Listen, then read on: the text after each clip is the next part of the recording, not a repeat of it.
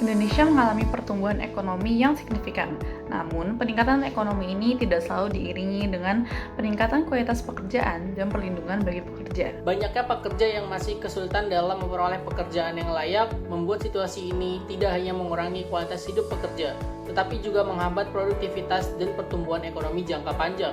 Hal ini terlihat pada tingkat pengangguran sebesar 4,8% di Indonesia. Oleh karena itu, kami bertujuan untuk mengajak pelaku ekonomi dalam memaksimalkan kemajuan perekonomian dan meningkatkan kualitas pekerjaan di Indonesia.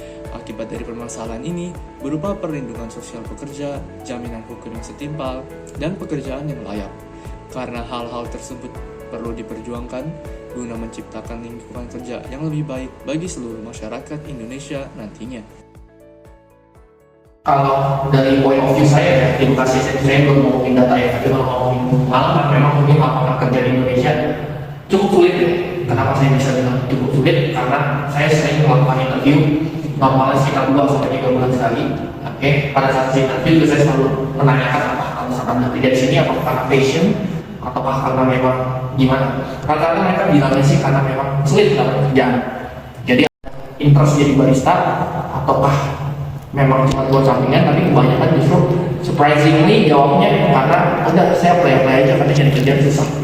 Jadi kalau dari pengalaman ya kita belum ngomongin data BPS-nya mungkin. Dari saya sih ngerasa agak cukup sulit lapangan kerja di Indonesia khususnya Bekasi. Jadi ini 1 dari 10 aja ya, karena aku yang mewakili teman-teman 40% yang ada di luar sana. Sebenarnya kalau pengaruh apa enggak begitu-begitu amat, karena kalau kita nanya pengaruh kan berarti masalah gaji ya, terus terang saja. Dan ini apa namanya, masing-masing tempat beda-beda juga ya.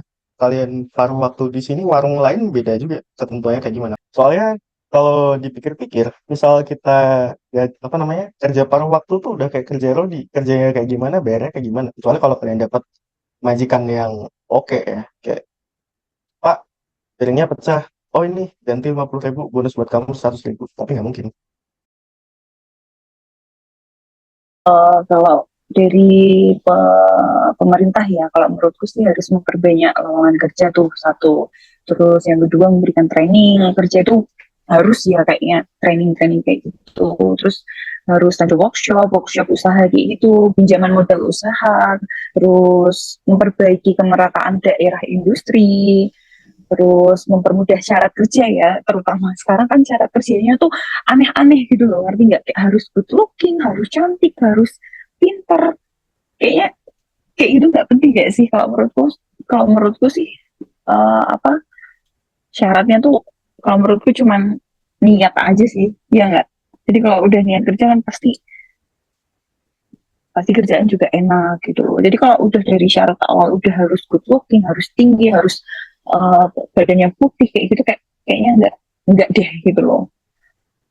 Terus kalau yang untuk perusahaan sih kalau menurutku tetap harus ada pelatihan ya supaya kan karyawan-karyawan yang ada di perusahaan itu sendiri tuh nggak ketinggalan zaman gitu loh, kayak semakin hari semakin bertambah ilmunya, sebulan sekali mungkin harus ada seminar kayak gitu. Kesimpulan bisa didapat dari interview-interview yang sudah kita lakukan dengan 3 narasumber. Lapangan pekerja di Indonesia itu masih terbatas dan sulit dijangkau oleh banyak orang. Kedua, dukungan pemerintah dalam bentuk regulasi dan bantuan untuk UMKM serta peningkatan kualitas pelatihan sangat diperlukan. Tiga, pekerjaan paruh waktu memiliki dampak yang kecil pada ekonomi nasional, tetapi tetap memberikan beberapa manfaat individu. Perusahaan seperti Bank DBS yang memiliki pekerja seperti Kashalom itu memainkan peran penting dalam ekonomi dengan menyediakan pelatihan berkelanjutan dan lingkungan kerja yang baik.